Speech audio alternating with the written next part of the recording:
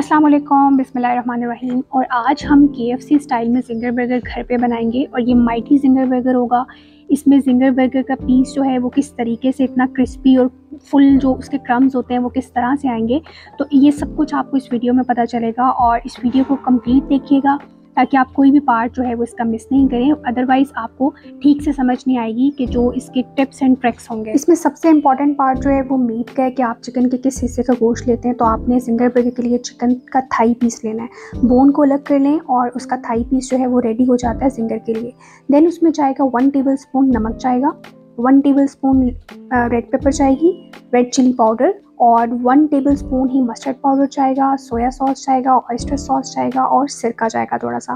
और एंड पे इसमें हनी मस्टर्ड का पेस्ट जाएगा। अगर आपके पास है तो डालें, अदरवाइज़ आप इसको स्किप भी कर सकते हैं।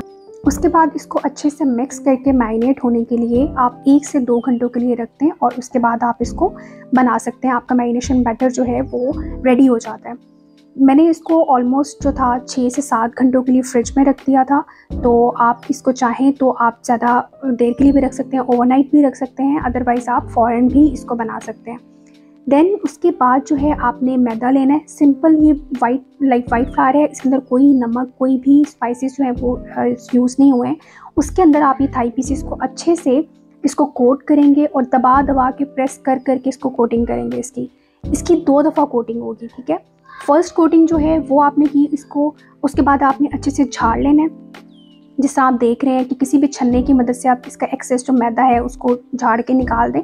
उसके बाद ठंडा यख पानी जो है, चिल्ड वाटर जो है वो आपने लेना है। उसके बाद उसमें आपने 1 सेकंड के लिए, 1 सेकंड तो खैर नहीं, लाइक 10 सेकंड्स के लिए आपने इसको डिप करना है। उसके बाद आपने दूसरी दफ़ा कोटिंग करनी है इसकी। 2 दफ़ा कोटिंग होती है ज़िंगर की, तभी आप जो इसके क्रम्स आते हैं ना ऊपर वो तभी आएंगे। अदरवाइज़ अगर आप इसकी सिंगल कोटिंग करके आप उसको फ्राई करेंगे तो वो उसका जो ज़िंगर का जो पीस है प्रॉपर KFC स्टाइल में वो नहीं बन पाएगा। तो 2 दफ़ा इसकी कोटिंग होगी और ये अब आप देखें कि ये इसको झाड़ने के बाद कितने मज़े के इसके ऊपर क्रम्स आ जाते हैं। अब इसको हम साइड पे रख लेंगे और ऑयल जो है उसको हाथ की मदद से आपने ऊपर हाथ रख के टेम्परेचर उसका चेक कर लेना है। जब हीट आपको हाथ में फ़ील हो रही हो ना, देन आपने उसके अंदर जो ये थाई पीसेस हैं इनको फ्राई करना है और मीडियम से लो हीट पे आपने इसको फ्राई करना है ताकि गोश्त जो है वो अंदर से बहुत अच्छे से टेंडर हो जाए, कच्चा नहीं रहे बिल्कुल भी, और स्मेल भी ना आए चिकन की। तो ये हमारे जो थाई पीसेस हैं, ज़िंगर के पीसेस हैं, क्रिस्पी से ये रेडी हो रहे हैं, फ्राई हो रहे हैं। और साथ ही साथ जो है हम लोग बर्गर के जो बन्स हैं उनको भी हल्का सा जो है ग्रिल कर लेंगे ताकि एक अच्छी सी लुक जो है ना उसके ऊपर वो आ जाए। अच्छा, इन बर्गर्स के बारे में एक चीज़ फॉर श्योर है कि अगर आप एक दफ़ा इनको बना के घर में खा लेंगे ना, उसके बाद आप मेरी तरह कभी भी जो है ना KFC ऑर्डर नहीं करेंगे। बिकॉज़ मुझे जो है वो इतने पसंद हैं घर के बने हुए ज़िंगर बर्गर कि मैं बिल्कुल भी प्रेफर नहीं करती हूँ कि इतने महंगे बर्गर जो आप KFC से जाके खाओ, जबकि आप घर पे पूरी फैमिली के लिए उन्हीं पैसों में जो है बहुत सस्ते बर्गर जो है वो बना सकते हो। सो फाइनली अब हम असेंबल करते हैं। सबसे पहले हम बर्गर बन के ऊपर मायोनीज़ लगाएंगे, थोड़ी सी मायोनीज़ लगाएं। उसके बाद जो है उसके ऊपर हम आइसबर्ग रखेंगे। आप लेटस भी यूज़ कर सकते हैं या सलाद पत्ता जो भी आपके पास अवेलेबल है आप उसको यूज़ कर सकते हैं। उसके बाद हम उसके ऊपर ज़िंगर का पीस रखेंगे और ये बहुत मज़े का ज़िंगर बर्गर जो है वो रेडी हो चुका है।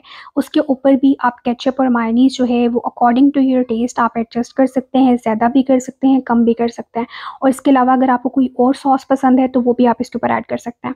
तो ये ज़िंगर बर्गर जो है वो हमारा घर पे झटपट रेडी हो चुका है।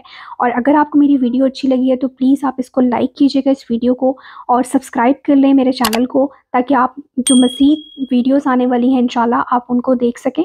और अपना फीडबैक ज़रूर दीजिएगा मुझे कमेंट्स में। थैंक यू सो मच, अपना बहुत ख्याल रखिएगा। अल्लाह हाफ़िज़।